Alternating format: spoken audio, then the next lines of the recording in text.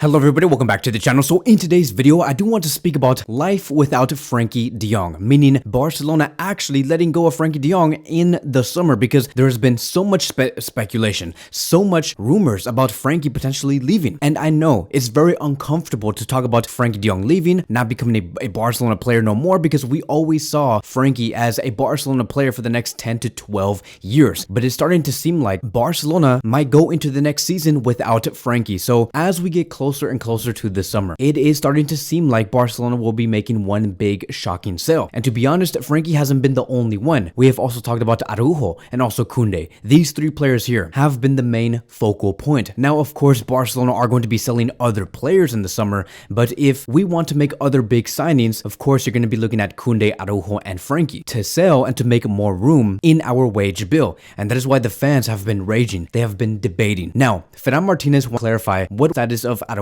first before anybody else. And so this is what he said, and I quote, "There was a 3-hour meeting earlier yesterday between Araujo's agents and Deco in which they discussed Araujo's renewal. His entourage assured that the player is happy in Barcelona and that he will stay at the club for the remaining 2.5 years in his contract." Then he stated, "With an overbooking at center back position, the club assumes they could sell one. Barcelona would prefer to sell Kounde over Araujo, who is generating a lot of interest from Bayern Munich. Meanwhile, the club is also looking to renew the contract of Araujo." So, look, like I've said, it is Kounde, Araujo, and Frenkie. But as of now, it seems like Barcelona really want to renew Araujo. And if they were to sell any center back in this summer, it would come down to Kounde and not Araujo. And I feel like the reason why Barcelona is going down through this route is because they believe that Araujo is a captain. He's a leader. He's very vocal about what he thinks about Barcelona and how much he wants to represent Barcelona. And you can get that sense that he is very much committed to the long-term project of this club. He is very much giving you feelings like Puyol. Now, on the contrary, when we talk about Kounde, Kounde is someone who is very temporary, I would say. Like, yes, we do value Kounde. Kounde also values Barcelona. And I know that Kounde cares about the success and cares about his own success at Barcelona. But you always have that feeling that eventually Kounde will be leaving. We just don't know when. And it could possibly be because he has seen more money at a different club, or because he has seen a much better project at a different club. It could be Chelsea, it could be PSG, wherever. And by the way, it's just so crazy to see just how far we have came. Like a year and a half ago, we were talking about how, like at one point, we are going to be seeing Kounde and Araujo form that center back pairing that we saw like with Nesta and Maldini, that we were going to be seeing the best center back pairing of all time. But now with Xavi going out in the summer, those plans might change, and those plans could change. Maybe the future of Barcelona's defense is not Araujo and Kounde. What if the next coach, maybe Hansi Flick, right, just says, "I want a center back right next to Araujo that is taller and faster," very similar to the profile of Araujo himself. Because when you talk about Kounde, he does have great technical ability, but when you talk about where football is going and what type of center backs is required right now, you need tall and fast center backs. That is something that Araujo is. And the reason why those tall and fast center backs are needed is because in today's football, and especially with Hansi Flick and what he likes to bring at Bayern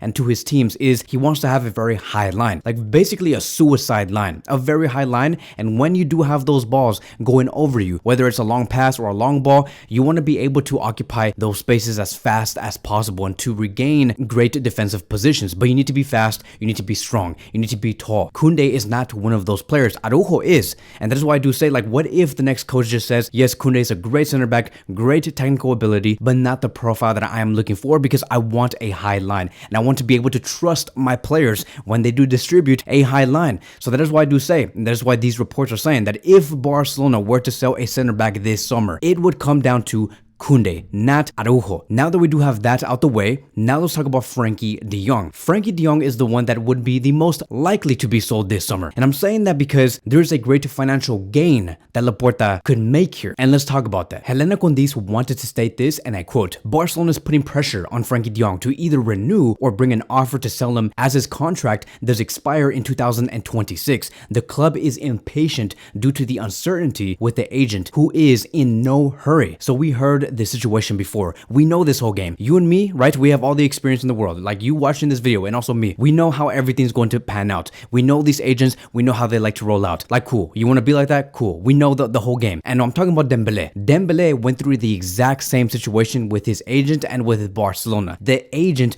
wants to grasp the future of their players, meaning that he wants to delay talks with the player and the club because he is waiting to receive higher offers from different clubs. That is the reason why the agent agent does not really want to do with Frenkie in Barcelona as of now, does not want to renew or sign anything on paper as of now, is because he is waiting to invite more offers throughout these next 7 to 8 weeks. So by the time the agent and Frenkie De Jong do get into the summer, they can say, okay, let's talk about a renewal. But just so you know, right? Just so you know, Joan Laporta, I also have other offers and much more higher offers coming from Manchester United, from PSG, from City, Arsenal, everywhere. And my player, my client, Frenkie De Jong, can take it however he does want if you don't match these offers that the Premier League clubs are giving out. That is the whole game plan of this agent. We already know this. We're not stupid. We know what the agent is trying to do. Now, as for Barcelona and their perspective, the reason why they want to renew Frenkie as fast as possible is because they want to have more clarity on what their summer plans is going to be like. It just simply makes the most sense for Barcelona. If you renew the player, you're also going to be able to delay his wages further and also reduce the wage bill. And then you can also estimate, okay, these are going to be the type of players that we can afford in the summer, right? Barcelona just want to be maximally prepared and as early as possible. But because of the agent wanting to delay everything, it just makes things much more difficult for FC Barcelona. Now, let me talk about exactly just how much more financial gain Joan Laporta can make with Frenkie potentially being sold. Because there's a reason why Laporta is saying either renew or you're going to have to leave on a very high offer. And so this is what Rakwin had to say. Keeping Frenkie De Jong would cost Barcelona 77 million euros. That is a lot of money within a span of these next 2 years. That is how much Joan Laporta and Deco and all of these other men are going to have to agree with Frenkie De Jong. They're going to have to say, yes, we're willing to let go of 77 million euros for these next 2 years. That is his wages. That is insane. So let's continue. 30 million still remains to be paid off of his signing plus his current salary, inflated by Bartomeu. There are two options for De Jong, just like what we originally just talked about: renew or leave on a high transfer this summer. In case of renewal, he would return to a rational salary, which will cost around 50 million euros per season. In case of selling him, it would be for around 100 million euros or maybe even more. Barcelona want him to decide quickly so that it isn't left until 2025 with a potential danger of also him leaving for free. And so this is definitely a huge problem for Joan Laporta, because if Frenkie does not renew and he just continues to stay and he does not want to go anywhere, but will not be able to afford nobody, because how are you going to afford anybody while you have to pay 77 million euros in wages for Frenkie De Jong? So that is why it does make the most sense that out of all players compared to Araujo and Kounde, Frenkie De Jong would make the most sense if Barcelona truly want to benefit financially. Because let me tell you, if you get rid of these 77 million euros in wages and out of your wage bill, and at the same time you sell Frenkie for 120 million euros, Barcelona would gain 197 million euros in their accounts. And that is insane. Can you imagine Joan Laporta saying, we have gained 197 million euros and Barcelona can sign multiple players? Now, here's where it does get very interesting and also very confusing, because look, we also have to take into account what he provides on the pitch. Like, that is how Barcelona can closely analyze this whole situation and how to make it the most sense. Because if you want to make a decision with a player, you also have to keep in mind, right, that even though it does benefit you a lot financially, you also have to question, what does he bring to you on the pitch? Because if you're talking about someone who makes an impact, just like Lionel Messi or someone like Sergio Busquets, of course, you wouldn't even sell this player for like 290 million euros or 350 million euros. You would keep him no matter what. So we need to judge Frenkie correctly. And that is something that many people and many journalists have failed to do, as a matter of fact. Like, for example, this is what a journalist had to say a few days ago. I'm not going to be calling out exactly who this person is, because that is not what this YouTube channel is all about. But this is what he had to say about Frenkie De Jong. This is Frenkie De Jong's 5th season without him taking a step forward. The matter goes beyond the numbers, which is also worrying. He has scored 1 goal and provided 0 assists, compared to Gundogan, who provided 10 assists. Frenkie has been unable to lead the midfield. He plays matches like training. This is the worst thing. Now, you guys already know what is wrong with this statement here. This is the reason why people can't even make a correct justification on why Frenkie should be leaving, because if you're going to be comparing Frenkie with Gundogan, how are you going to be comparing those two players when both of those two players play in different roles? Frenkie De Jong is a 6, Gundogan is a number 8, Frenkie is not an 8, and through this season, Frenkie has only been playing as a number 6. Sometimes, yes, as an 8, maybe 2 or 3 matches, but most of the time, he plays as a 6. You know what would make a much more fair comparison would be Pedri and Gundogan. That would make much more sense. But if you're going to be comparing Frenkie and Gundogan, no, you cannot judge Frenkie based off Gundogan's numbers. It's like saying I want to compare Lewandowski's numbers with Sergio Busquets' numbers.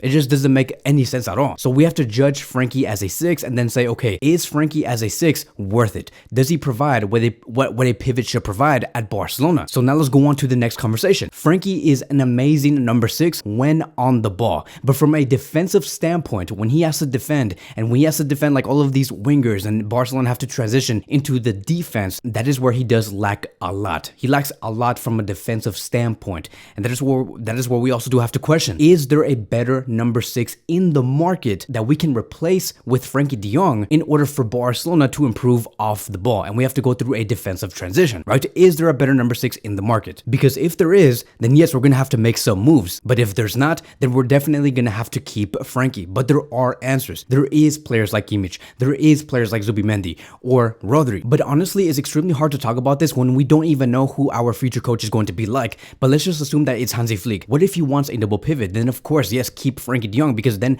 we can accompany Frenkie with a great defensive pivot right next to him. But the issue that does arise from Barcelona's standpoint is, what if we can't afford a world-class pivot to be right next to Frenkie De Jong? Because in the end, we're going to have to make a very big sale, and the only big sale, it is Frenkie. And if we do end up affording a great world-class pivot with Frenkie De Jong still being with us, then that would also mean that either Pedri or Gavi is going to have to be out of the 11. For sure. So this debate about Frenkie staying or leaving, of course the benefits are there and also the cons are also there. Ideally, if Barcelona really want a balanced midfield and we just forget about Frenkie is the future of this club, then you would have a double pivot of Zubimendi and Gavi, with Pedri or Gundogan as the number 10, being between the wingers. So I did post something on the community notes and I was talking about, what if Barcelona went with this game plan? Would you guys pull these two operations? And I said, point number 1, we sell Frenkie De Jong for 100 million euros or more, and that would fund the operation of Rafael Leao. And then point number 2, we would also sell players like Christensen, Lewandowski, Sergio Roberto, Oriol Romeo, Marcos Alonso, which would ultimately accumulate to at least 50 million euros. That would also give Barcelona their chance of getting a great pivot, whether it's Zubimendi or Kimmich,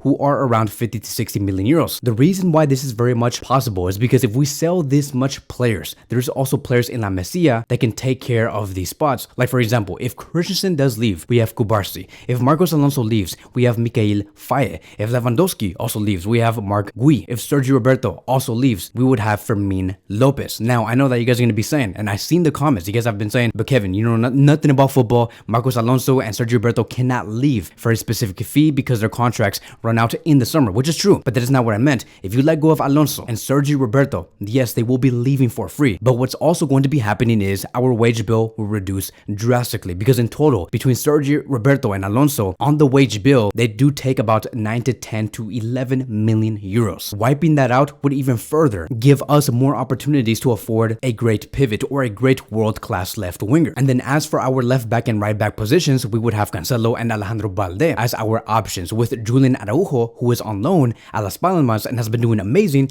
and also Hector Fort. All of those players, and selling them like Christensen, Lewandowski, Sergio Roberto, and Alonso, it does not seem that bad because we have so many youngsters waiting to blossom into the first team. So ideally, if Barcelona, Laporta, and Deco truly want to pull this off and they want to have a much more balanced starting 11, a starting 11 that does not lack in defensive discipline, something that I could see that could be assembled next season with Kounde, Araujo, Kubarsi, and Balde on the defensive line, with our double pivot being Gavi and Zubimendi, because remember, before Gavi got injured, he was starting to become a great central defensive midfielder. Can you imagine Gavi and Zubimendi bringing the physical presence in the middle? So a double pivot of Gavi Zubimendi would work greatly. And then you have Pedri as the 10, Leao on the left wing, Lamine Yamal on the right wing, and Vitor Roque on the striker position. And then of course, you're going to be having those extra players that give you the depth, like Cancelo, Inigo Martinez, Faye, Fort. That's a whole other defensive line. And then you have your midfield continuing to be like Zubimendi, Pedri, and Gavi. And then our front three can be Ferran Torres, Marc Gui, and Rafinha. That is a lot of options, and that is a great starting 11. But let me know what you guys think about this game plan, and do you see a future without Frenkie De Jong? Do you believe that Barcelona should let go of Frenkie, or do you think that Barcelona should just continue with him, continue to bet on him, and try and find solutions to accompany Frenkie with another great defensive pivot in the summer? That is going to be wrapping up today's. Thank you guys so much for watching, and I will see you guys in the next one.